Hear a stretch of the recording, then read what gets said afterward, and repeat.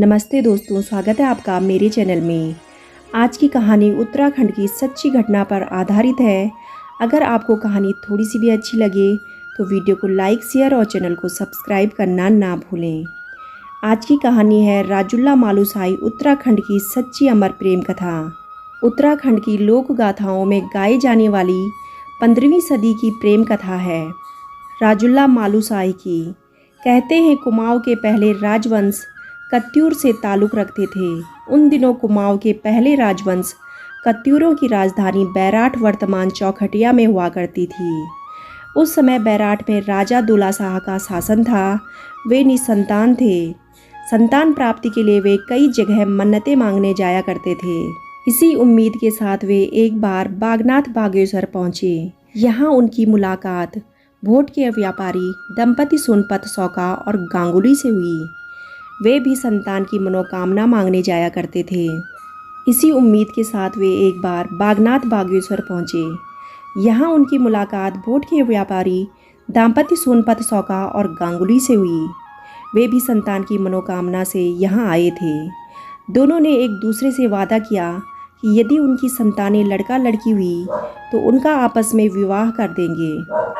बागनाथ की कृपा से बैराठ के राजा को पुत्र प्राप्ति हुई, जिसका नाम मालुसाई रखा गया, और सोनपत सौका के घर में पैदा हुई लड़की का नाम राजुल्ला रखा गया। समय बीता और बैराठ में मालू बड़ा होने लगा। भोट में रूपवंती राजुल्ला का सौंदर्य चर्चित होने लगा। पुत्र जन्म के बाद राजा दूला शाह को ज्योतिषी ने बताया कि राजा तेरा पुत्र बहुरंगी है, लेकिन इसकी अल्प मृत्यु का योग है। इसका निवारण जन्म के 5वें दिन इसका ब्याह किसी नौरंगी कन्या से करने पर ही होगा। फौरन राजपुरोहित को सौका देश रवाना कर दिया गया कि वह राजुल्ला से ब्याह करने की बात तय कराए। राजपुरोहित के प्रस्ताव से सोनपति सहमत हो गए और फौरन नवजात पुत्री राजुल्ला का प्रतीकात्मक विवाह मालुसाई से कर दिया गया। इसके कुछ समय बाद ही राजा दूला शाह की मृत्यु हो गई। दरबारियों ने इस अवसर का फायदा उठाकर दुष्प्रचार शुरू कर दिया कि जो बालिका मंगनी के बाद अपने ससुर को खा गई, उसके राज्य में पांव रखते ही अनर्थ हो जाएगा। इसलिए बड़े होने पर मालुसाई को यह बात न बताई जाए। वक्त बीता और दोनों जवान हो चले। राजुल्ला के युवा होने पर सोनपति सौका यह सोचकर व्यथित हुए कि मैंने राजा दूला शाह को इसे बैराठ में ब्याने का वचन दिया है, लेकिन वहाँ से कोई कुशल खबर नहीं है। इसी बीच एक दिन राजुल्ला ने अपनी माँ से सहज सवाल किया कि माँ, दिशाओं में कौन दिशा प्यारी, पेड़ों में कौन पेड़ बड़ा, गंगाओं में कौन गंगा, देवों में कौन देव, राजाओं का कौन राजा और देशों में कौन देश। उसकी माँ ने बताया, दिशाओं में प्यारी पूर्व दिशा जो पृथ्वी को प्रकाशित करती है। पेड़ों में पीपल सबसे बड़ा, उसमें देवता वास करते हैं। गंगाओं में सबसे बड़ी भागीरथी है जो सबके पाप धोती है। देवताओं में सबसे बड़े देव महादेव जो आशुतोष हैं। राजाओं में राजा है राजा रंगीला मालुसाई, और देशों में देश है रंगीला बैराठ। सुनकर राजुल्ला मुस्कुराई और माँ से आग्रह किया कि हे माँ, मेरा ब्याह रंगीले बैराठ में ही करना। एक बार हूण देश का राजा रिखीपाल सोनपति सौका के घर आया और उसने राजुल्ला से विवाह की इच्छा प्रकट की। उसने सोनपति को धमकी दी कि अगर राजुल्ला का विवाह मुझसे नहीं किया तो वह उसके देश को तहस नहस कर देगा। इन्हीं दिनों एक रात मालुसाई ने सपने में राजुल्ला को देखा और उसके रूप पर मोहित हो गया। सपने में ही उसने राजुल्ला को ब्याह कर ले जाने का वचन भी दिया। ठीक यही सपना राजुल्ला ने भी उसी रात देखा। एक ओर बागनाथ के सामने दिया गया वचन और दूसरी ओर हूण राजा रिखीपाल की धमकी।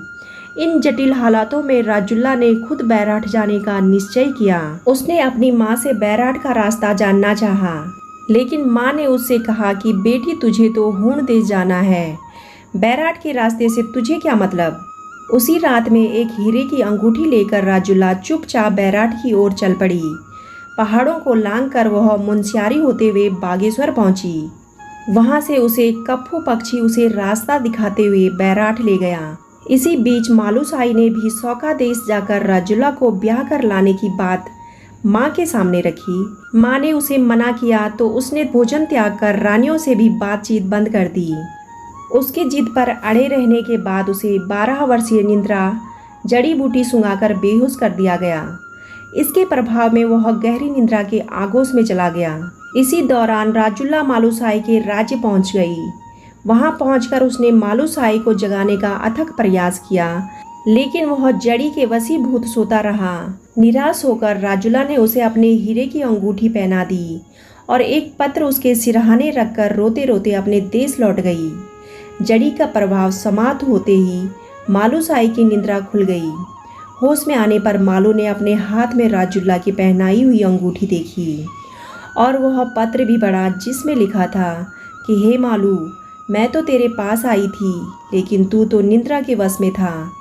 अगर तूने अपनी माँ का दूध पिया है तो मुझे लेने हूण देश आना, क्योंकि मेरे पिता अब मुझे किसी और के संग ब्याह रहे हैं। यह पढ़कर राजा मालू को लगा कि उन्हें अब गुरु गोरखनाथ के शरण में जाना चाहिए। मालू गोरखनाथ के शरण में चले गए। राजा मालू ने धूनी रमाए बैठे गुरु गोरखनाथ को प्रणाम किया और उनसे राजुल्ला से मिलवाने का निवेदन किया। कोई उत्तर नहीं मिला तो बाद में मालू ने अपना मुकुट और कपड़े नदी में बहा दिए और धूनी की राख शरीर पर मलकर एक सफ़ेद धोती पहनी और गुरु के सामने गया। उसने कहा कि हे गुरु गोरखनाथ, मुझे राजुल्ला चाहिए, आप बताओ वह कैसे मिलेगी, नहीं तो मैं यहीं पर जहर खाकर अपनी जान दे दूंगा। इससे द्रवित होकर गोरखनाथ ने आंखें खोली और फिर मालू को समझाया कि जाकर राजपाट संभाले। उन्होंने यह भी कहा कि मालूसाई हम एक डोली सजाएंगे और उसमें एक रूपवंती कन्या को बिठाकर उसका नाम राजुल्ला रखेंगे, लेकिन मालू नहीं माना। उसने कहा कि यह तो आप कर दोगे, लेकिन मेरी राजुल्ला जैसा रूप सौंदर्य कहाँ से लाएंगे। इसके बाद गुरुजी ने उसे दीक्षा देकर बोकसाड़ी विद्या सिखाई। उन्होंने उसे तंत्र मंत्र भी दिए ताकि हूण और सौका देश का विष उस पर असर ना कर सके। मालू के कान छेदे गए और सिर मूंडा गया। गुरु ने आदेश दिया कि जा मालू, पहले अपनी माँ से भिक्षा लेकर आ और महल में भिक्षा का खाना भी खाकर आ। यहाँ से मालू ने महल पहुंचकर भिक्षा और खाना मांगा। रानी ने उसे देखकर कहा कि हे जोगी, तू तो मेरा मालू जैसा दिखता है। मालू ने कहा कि मैं तेरा मालू नहीं, एक जोगी हूँ, मुझे भोजन करा। रानी ने उसे भोजन परोसा। मालू ने इस भोजन के 5 ग्रास बनाए। पहला ग्रास गाय के नाम रखा, दूसरा बिल्ली को दिया, तीसरा अग्नि के नाम छोड़ा, चौथा ग्रास कुत्ते को डाल दिया और 5वां खुद खाने लगा। यह देखकर रानी धर्मा समझ गई कि साधु के वेश में मेरा पुत्र मालू ही है, क्योंकि वह भी पंचग्रासी था। रानी ने मालू से कहा कि बेटा, तू राजपाट छोड़कर जोगी क्यों बन गया। मालू ने कहा, बेसब्र ना बन माँ, जल्दी ही राजुल्ला को लेकर वापस लौटूंगा। मैं अपनी राजुल्ला को लाने हुड़ियों के देश जा रहा हूँ। रानी धर्मा के बहुत समझाने पर भी मालू नहीं माना। यह देखकर रानी ने उसके साथ अपने कुछ सैनिक भी भेज दिए। मालूसाई जोगी के वेश में हूण देश पहुंचा। उस देश में जहर बुझे पानी के कुंड थे। जहरीला पानी पीकर सभी बेहोश हो गए। इसी बीच विष की अधिष्ठात्री विसला ने मालू को देखा तो उसे उस पर दया आ गई। उसने मालू के शरीर से विष निकाल दिया। मालू राजुल्ला के महल पहुंचा तो वहां बड़ी चहल पहल देखी। रिखीपाल राजुल्ला को ब्याह कर जो लाया था। मालू ने अलख लगाई, दे माई भिक्षा, तो इठलाती हुई गहनों में लदी राजुल्ला सोने की थाल में भिक्षा लेकर आई और बोली, ले जोगी भिक्षा। जोगी उसे एकटक देखता रह गया। सपनों की राजुल्ला को देख वह मोहित हो गया। जोगी रूपी मालू ने कहा, अरे रानी, तू तो बड़ी भाग्यशाली है, यहाँ कहाँ से आ गई। राजुल्ला ने जोगी को हाथ दिखाकर पूछा, बता मेरी हाथ की रेखाएं क्या कहती हैं। तो जोगी ने कहा कि मैं बिना नाम गोत्र के हाथ नहीं देखता। तो राजुल्ला ने बताया कि मैं सोनपति सौका की लड़की राजुल्ला हूँ, मेरा भाग क्या है। तो जोगी ने कहा, तेरा भाग कैसे फूटा, तेरे भाग में तो रंगीले बैराट का मालूसाई था। यह सुनकर राजुल्ला ने रोते हुए कहा कि हे जोगी, मेरे माँ बाप ने तो मुझे रिखीपाल से ब्याह कर गोट की बकरी की तरह हूण देश भेज दिया। इसके बाद मालूसाई ने अपना जोगी का चोला उतार फेंक कर कहा, मैंने तेरे लिए ही जोगी का वेश धारण किया है, मैं तुझे यहाँ से छुड़ा कर ले जाऊँगा। इसके बाद राजुल्ला ने रिखीपाल को बुलाकर बताया कि ये जोगी बड़ा गुणवान और 100 विद्याओं का ज्ञाता है, यह हमारे बहुत काम का हो सकता है। रिखीपाल मान तो जाता है, मगर जोगी के मुख पर राजा सा प्रताप देखकर आशंकित भी हो जाता है। वह मालू को अपने महल में रख तो लेता है, मगर हरदम उसकी जासूसी करवाता है। यहाँ राजुला के चोरी छुपे जोगी से मिलने की भनक रिखीपाल को लग जाती है। बैराट के राजा मालूशाही को पहचान कर वह उसे मारने की योजना बनाता है।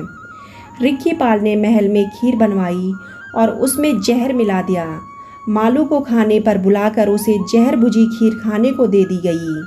खीर खाते ही मालू मर गया। यह देखकर राजुला भी बेहोश हो गई। उसी रात मालू की माँ को मालू ने सपने में आकर बताया कि मैं हूण देश में मर गया हूँ।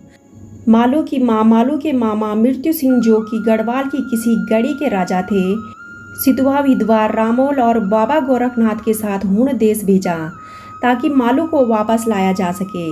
मालू के मामा मृत्यु सिंह सिधवा विधवा रामोल के साथ हूण देश पहुँचे। यहाँ पहुंचकर बोक साड़ी विद्या के प्रयोग से उन्होंने मालू को पुनर्जीवित किया। इसके बाद मालू ने महल में जाकर राजुला को भी जगा दिया। इसके बाद इनके सैनिकों ने हूण सैनिकों के साथ साथ राजा रिखीपाल को भी मार गिराया। इसके बाद मालू ने विजय संदेश बैराट भिजवाया कि नगर को राजुला रानी के स्वागत के लिए सजाया जाए। मालूशाही बैराट पहुंचा, जहां पर उसने धूमधाम के साथ राजुला से शादी रचाई। शादी के बाद राजुला ने कहा कि मैंने पहले ही कहा था कि मैं नौरंगी हूँ और जो 10 रंग का होगा उसी से मैं शादी करूँगी। मालू, तुम मेरे जन्म जन्म के साथी हो। दोनों हंसी खुशी साथ रहकर प्रजा की सेवा करने लगे। दोस्तों, अगर आपको कहानी पसंद आई हो तो कमेंट करके ज़रूर बताइएगा। अगर कहानी अच्छी लगी हो तो वीडियो को लाइक, शेयर और चैनल को सब्सक्राइब करना ना भूलें। कहानी सुनने के लिए आप सभी का तहे दिल से धन्यवाद।